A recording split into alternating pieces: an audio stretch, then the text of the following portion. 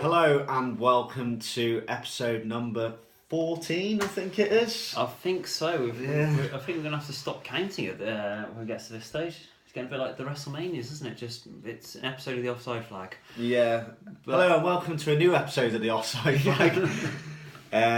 For those of you who are first-time viewers, I'm Dan. I'm Gavin. For those of you who watch it every week, you're probably sick of us by now. But today's show, we're just going to be going through the deadline day transfer deals, how much money has been spent across the Premier League this summer, which is... I was going to say bordering on ridiculous, but I think the borders have been taken away. Yeah. Overspilt, broke the banks. Yeah. You name it, it's done it. And then we're going to talk about the possibility of Sergio Aguero being suspended for the Manchester derby, as he has until 6 p.m. today to answer the charge. Justify assault, I believe. Yeah, not clever really, was it? No. With the international weekend, will you be going to watch a lower league football game? And should the Football League get more coverage during the international weekend across the channels? And I'm going to tell you when we come to it. I know that Sky do show live Football League games. Yeah. However, when we come to it, I will explain why that question is in there. So, deadline day transfer deals. First of all, we're going to look at David Luiz. Or Sideshow Bob as he's known, going back from PSG to Chelsea. It's a signing I did not see at all, considering Conte's gone from having defenders like Chiellini, who only like defending, to someone who, well, I read on BBC, they said, we're trying to find footage of David Luiz's tackles, but we can show you a few good long shots he's had, and that seems to be typical David Luiz. He seems more interested in going forward than actually defending. But I thought he was a good player. Maybe not as a defender, but he's ideally he'd be ideal for Guardiola, really, wouldn't he? Yeah, he's more of a Guardiola signing, I would say, or a CDM. But if you've got Kante and Matic there, then I don't see him playing there. So that's a central defensive midfielder for those of you who don't speak FIFA. Yeah, very true. But no, mind you, they have saved I think 18 million on the deal. So yeah, it's not a bad bit of business when you look at it that way. No, he should be a good signing for Chelsea. He's got a decent manager there, so This is true. not bad. I think it's one we're going to have to agree to disagree on. Yeah. Okay, so Moussa Sissoko, who mugged off Everton, and then proceeded to mug off Chelsea as well. I'm going to say, Newcastle have done very well out of this transfer window, haven't they? For 30 million quid. Yeah, 30 million for him, 25 for Genie. It's not bad for 55 million for a Championship side to get in incomings. No, they've spent that entire 55 million, haven't they? Newcastle. Yeah, true, but I mean, there's obviously a lot more players bought in. Players like Dwight Gale, who bought in a snip of those two. So yeah, Moussa Sissoko, who had four good games last season, and they were all at the Euros. Because he went missing for Newcastle last season, so I don't know. I don't know what to say about it, to be honest with you. I don't know if he'll be any good this season for Spurs. He's got a decent manager in Pochettino, so maybe he'll get the best out of him. The reason I said that he mugged Everton off is because apparently at 9 o'clock last night he turned his last scene off his WhatsApp and didn't reply to any calls from Everton, and then subsequently signed for Spurs, who then got mugged off for 30 million quid. yeah, this is it. And he's a very inconsistent player for me, but I suppose it's a bit of an unknown one, isn't it? Because last season, when you're playing in a team that's fighting relegation, morale might be low. Playing for Spurs, a bit more of a creative team, he might flourish there.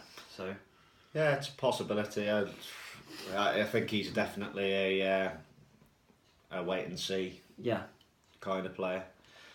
On to one of Wales's Yeah. talents from the summer, and that's the free. Well, he's no longer a free agent. He plays for West Brom, and that's Hal Robson-Kanu.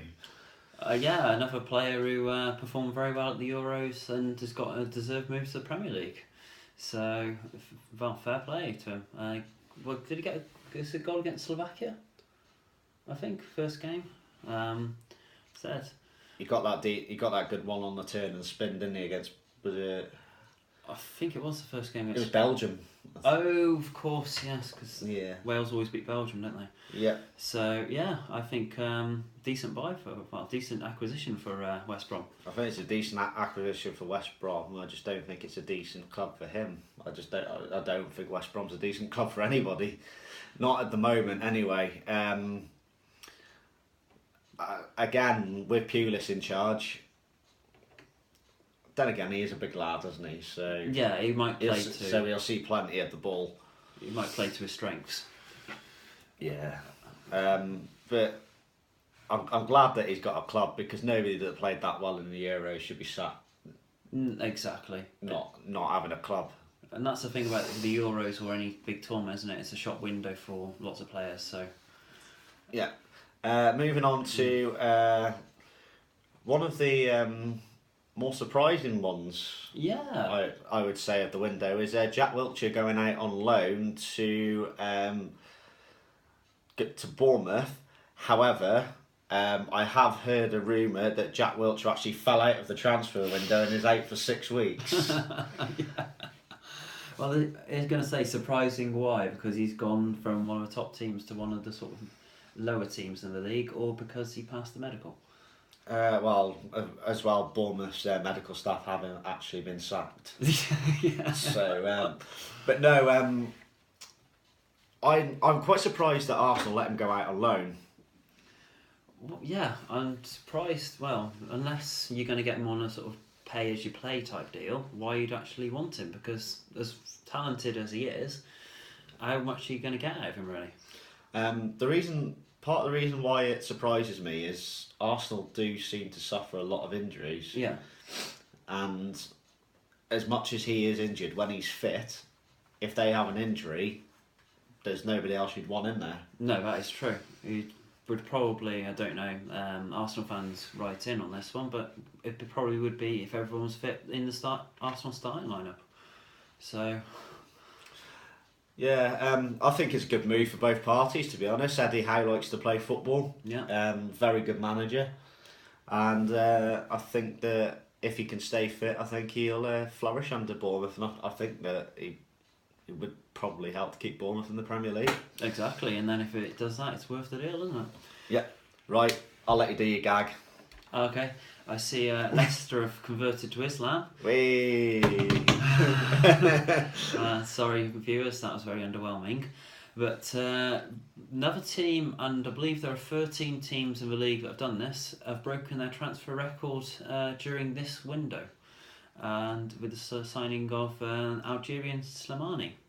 Yeah, £28.5 million, I believe. Yeah, I believe it's in the region of that, isn't it? And, well, his goal scoring record for Sporting Lisbon is quite impressive. 31 goals in 46 games. Quite impressive. It's very impressive. Yeah, but the asterisk next to that is, with all due respect, it's in the Portuguese league. So still got teams like Benfica, Porto.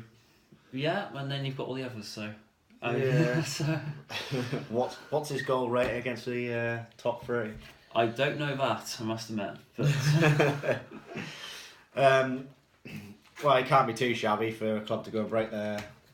No, exactly. And you'd think with Mahrez there, they're settling quite quickly, fellow Algerian. So yeah. Next on our list is Enner Valencia, who has gone from West Ham to Everton on loan. I saw a tweet on social media As some Everton fan wrote, if Enner Valencia signs for me, I'm going to rip my cock off and fry it on a barbecue. Get cooking, son. Reasonable response. Get cooking. Yeah.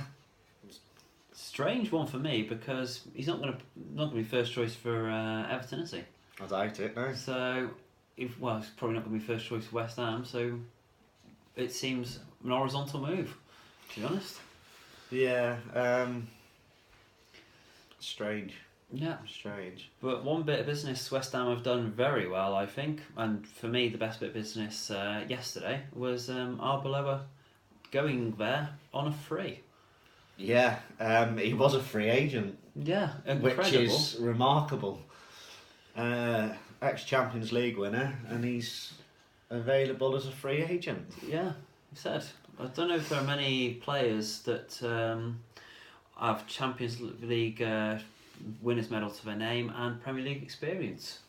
So you should sort out the right back spot. But then again, what happens to Sam Byram now? I guess he's going to have to get demoted to the bench. Yeah, but he got Premier League experience and just general international experience as well. Yeah, I think that it's a great signing for West Ham. Very good signing. I've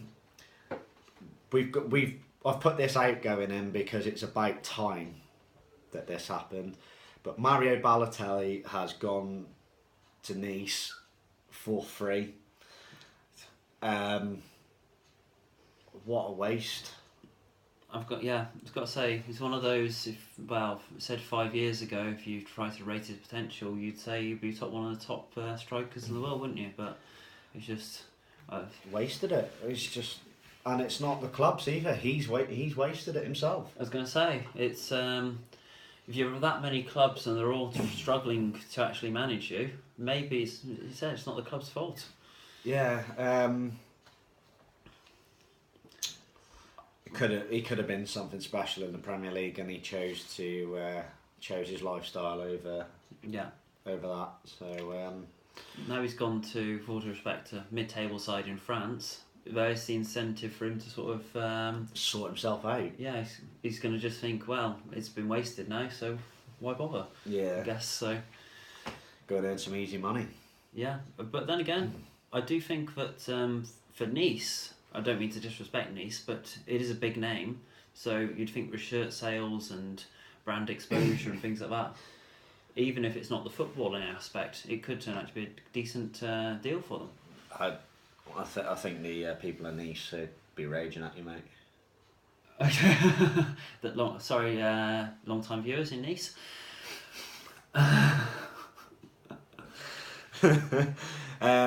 Another outgoing is Joe Hart. Finally found himself a club. A lot of people have been giving Joe Hart a load of stick and saying that there must be a reason why he couldn't find a Premier League club. And is he really that good? Well, if you look at it, by the time Joe was struggling for a place, most Premier League clubs had their number ones bought and in place. Yeah. So there's no real way that he could have gone, and his only real option was Sunderland. Exactly, and I mean it's like Everton, but they recently bought a goalkeeper, and it's not to say that Joe Hart isn't as good as their goalkeeper, but it's just once you've got a keeper in, you don't want to buy another, do you? Plus Everton, I don't think could stump up his wages. No, that's true.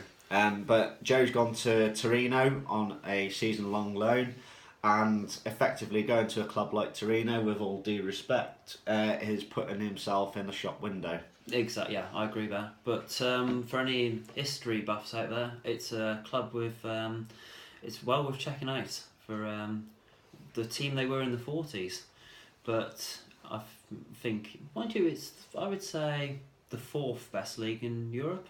So it's not that much of a downgrade, really. You spent some time on Google, haven't you? What, to come up with the 4th best league? No. About the plane crash and the But yeah, sorry about that. We're morbid people. Staying on the subject of Man City, Wilfred Bonney has gone from Man City to Stoke. Good deal for both. I believe it's a loan. I believe so, because there were a lot of outgoings from Man City yesterday, weren't there? Him, Nasri, Mangala. Yeah. But I think Stoke have done very well this window.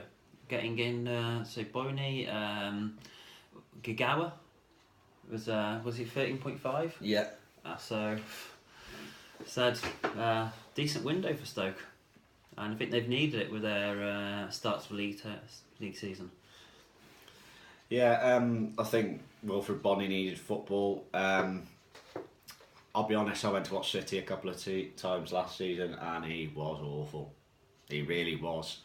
But obviously he played well at Swansea. Yeah. And hopefully the new club, new start. Yeah.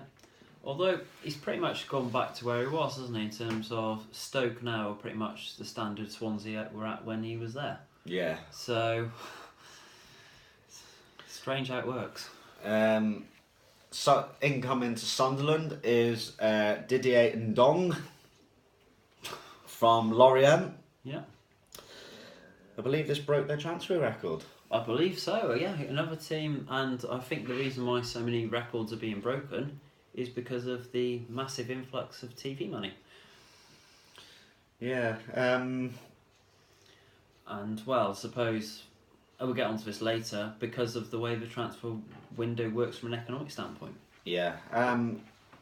I don't know too much about Ndong, but Sunderland really needed to get some players in, and they've done so. So yeah.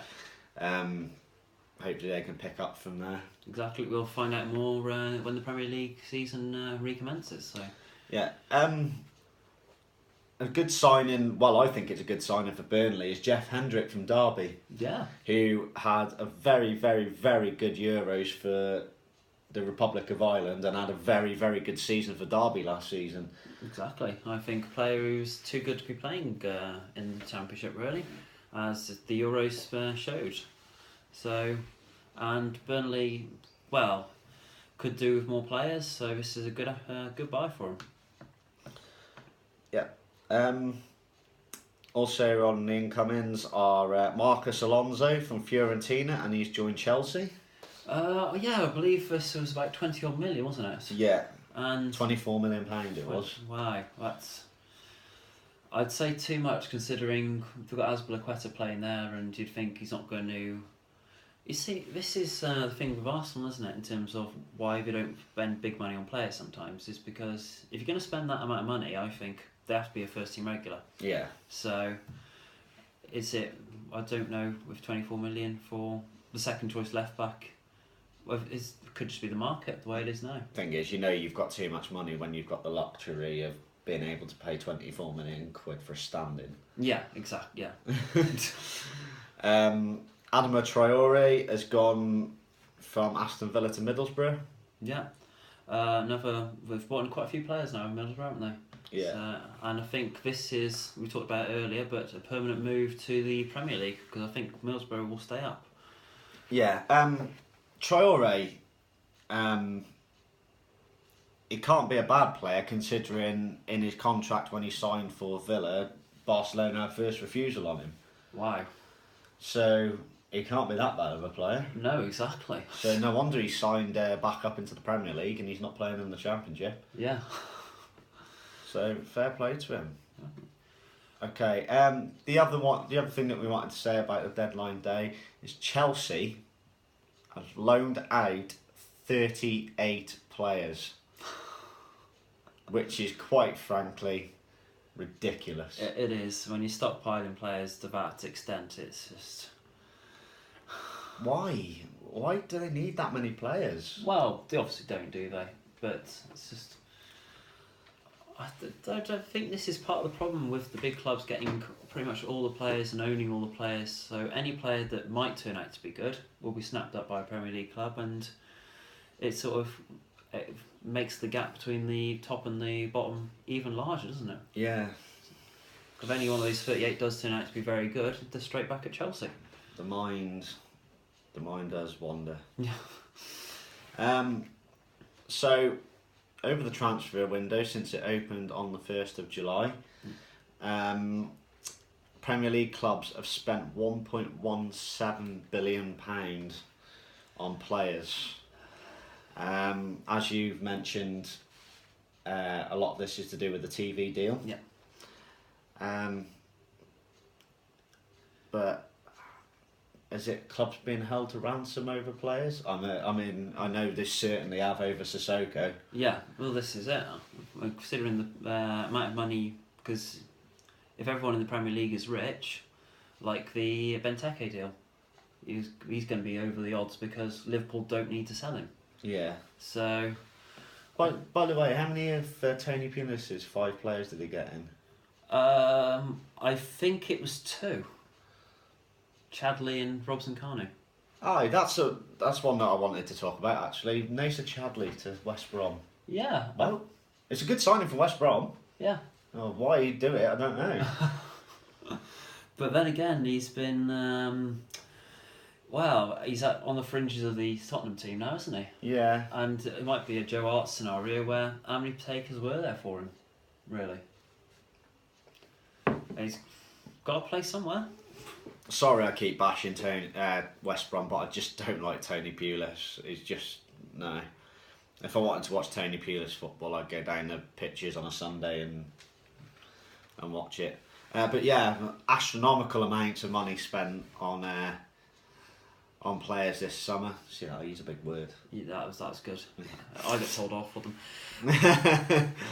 Yeah, it's a lot of money spent, and obviously then the wages and things like that. And they said about I read about the Paul Pogba deal in terms of you'll get the money back in shirt sales. How many shirts do you have to sell, really, to get for that to be factored into it? In 3 weeks since Paul Pogba signed for Manchester United, United have received £190 million in shirt sales for Paul Pogba. I don't understand economics. I read that today. Wow. But I did see a tweet from, is it Macclesfield Town or someone like that, who said that the money spent during this window could sustain them for 1,000 years. Yeah. So. But yeah, 190 million divided that by about 40 quid is yeah, a lot of shirts.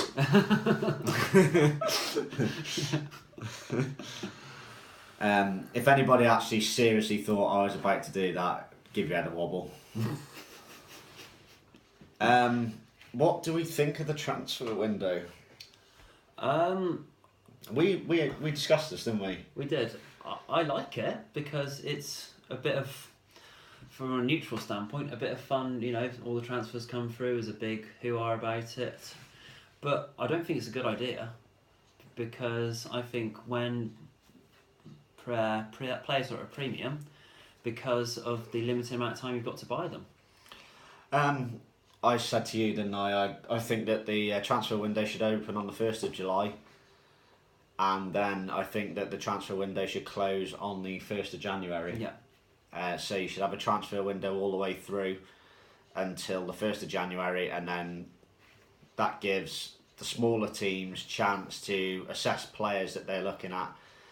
And yeah, exactly. Same hypothetical for you. If a smaller team finds a great player now, they have to worry that the Premier League, the bigger teams, might spot him as well. Yeah. So it might end up getting gazumped for players that they spotted first. Definitely. But yeah, I think that transfer window should be open until January. I agree. I do agree. On to, Sergio Aguero and his, blatant elbow against, was it Winston Reid? And it's got him probably suspended for the big game of the season, I'd say. Yeah. The Manchester derby.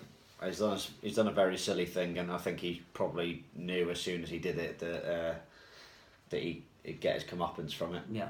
And do you think this is enough to give Manchester United the edge in this game now? Who's at home? Was it Man United? What did they play last week? Yeah, they'll be at home. Yeah. I think United had the edge anyway, but I think Aguero's just given them a little bit more. I wouldn't say a massive amount because I rated Garlo. I do.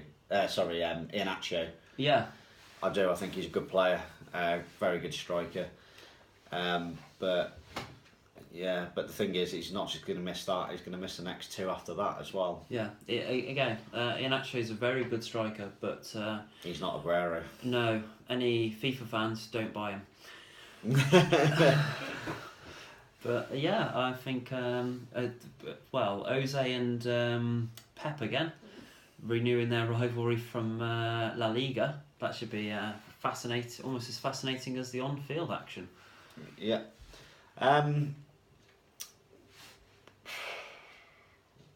He's a very silly boy. Very silly. Right, with the international weekend, how many of you will be going down to watch your local clubs this weekend? It's a perfect opportunity to go down and support a local team. Go and get some money into their cash flow. Not being funny, but if Premier League teams are paying £1 billion, then I think the lower league teams could do with a bit of a helping hand. However, what I will say is, I read this earlier, is the Championship spent £215 million in total. I heard this today, but it's not been verified, that was the 5th highest spending league in Europe. No, it is. So, yeah. Then again, so isn't the problem now League One and League Two are being blown out of the water if the top two leagues are spending this amount of money? Yeah, I'd say so, yeah. So, yeah. And when the FA Cup rolls around and things like that, it's just going to be... Wow, it's going to be even harder for Giant Killings. But, you see, the international weekend... I like international football a lot. Because I like to see different combinations of players that you get. And the fact that you can hype it up as the best players from that country, can't you? Yeah. So, exactly. And, sorry, I'm losing my voice, but... So I'll be watching the international weekend quite avidly this weekend, but I believe that it's a good opportunity for those of you who support Man United or players like that to go and watch Salford City. Yeah. Go and watch FC United of Manchester. Arsenal fans, go and watch Barnet. Exactly. I do agree there that sort of anywhere where you can find football to watch, it's never a bad thing. So yeah, I think you'll find as well that if you look closely enough, a lot of clubs do schemes like this. That if you're a season ticket holder at a club, then you'll probably get discount on it. Yeah, it's a very decent idea. So yeah, if you can possibly get down to watch your club, then do so. I won't be going to Oldham this weekend because I'm skint. And after losing 3-2 at home to Gillingham last Saturday, after being 2-0 up, and losing 1-0 at home to bottom of the Football League Cambridge the other night in the Checker Trade Trophy. Yeah. Did say is it striker Louis Dodds? He said he got a couple of goals against Gillingham, so well, he did his bit, to be fair. Yeah.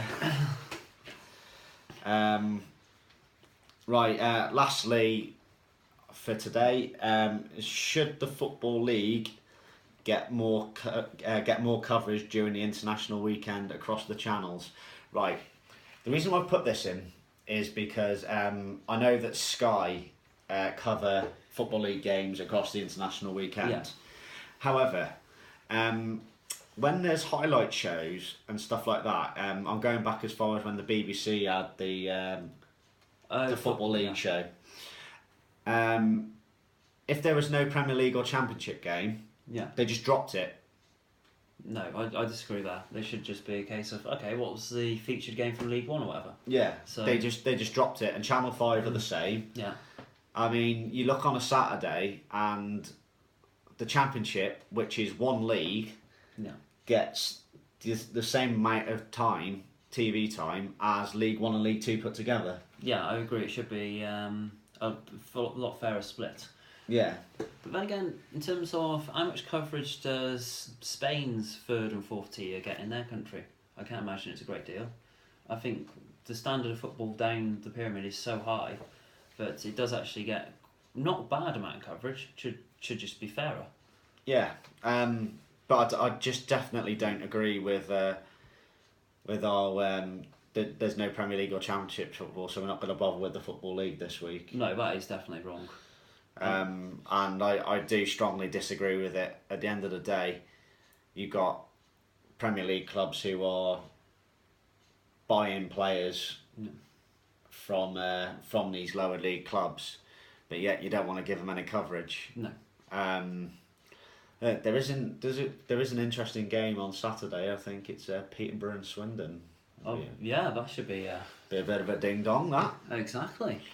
But yeah, I believe that the Football League should get more, especially the League One and League Two should get more coverage in general. Maybe they should have used that Friday night football slot for the Football League. I agree there. I mean, you'd be upset because Rachel Riley probably wouldn't lower herself to the League Two standard, but I'm sure she'd lower herself to summit. I apologise to the viewers who are not complete perverts. And on that note, I think that's the episode wrapped up. So thank you very much, and we'll be filming our next episode very shortly. Yeah, thank you very much for your time. As we keep saying, please keep following us, sharing our videos. And I think we'll probably make a Facebook page now as well. Yeah, and on a personal note, viewers' questions, if those could be reintroduced, that'd be much appreciated. Thank you. Yeah, thank you very much.